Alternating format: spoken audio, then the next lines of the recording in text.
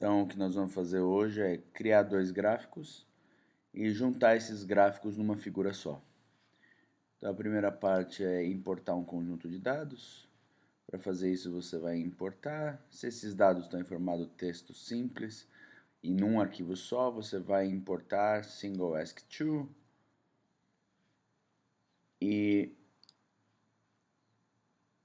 na mesa eu tenho aqui um conjunto de dados que é um arquivo texto. Eu posso pedir para ele mostrar as opções caso eu tenha que mexer em alguma coisa, como por exemplo, se o marcador é dátil, é tab ou outra coisa, qual é o separador numérico e assim por diante. Eu vou tentar importar sem definir nada. Quando a gente faz isso, a gente tem o dado importado. E esse dado importado mostra dois espectros de absorção diferentes, com dois eixos que representam um x. Eu posso deletar isso daqui e eu vou ter a primeira parte que é um solvente em THF e o outro em acetonitrilo. O ponto aqui é que se eu clicar direto e mandar ele fazer um gráfico, ele vai fazer o primeiro gráfico em THF e vai fazer o segundo gráfico em acetonitrilo. Normalmente, os estudantes e as pessoas que usam o Origin pegam e fazem cada um dos gráficos em separado e juntam no Word colocando A e B.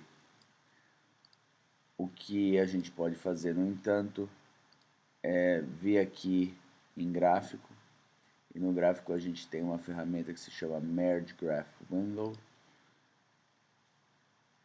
e essa ferramenta então permite que a gente especifique que gráficos a gente quer. Então, nesse caso nós só temos dois, obviamente a gente quer esses dois gráficos juntos, mas com essa ferramenta nós podemos não só definir quais gráficos a gente quer que componha a figura, como a ordem deles. Então eu quero que esse seja o primeiro, THF seja o primeiro, que a acetonitrila seja o segundo, dou OK.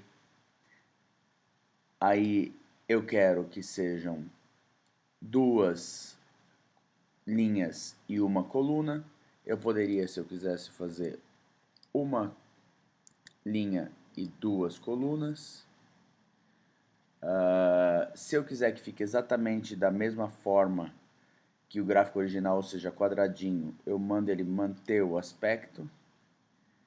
E, fatalmente, se eu quiser aproximar ou afastar isso daqui, eu tenho essas opções de espaçamento.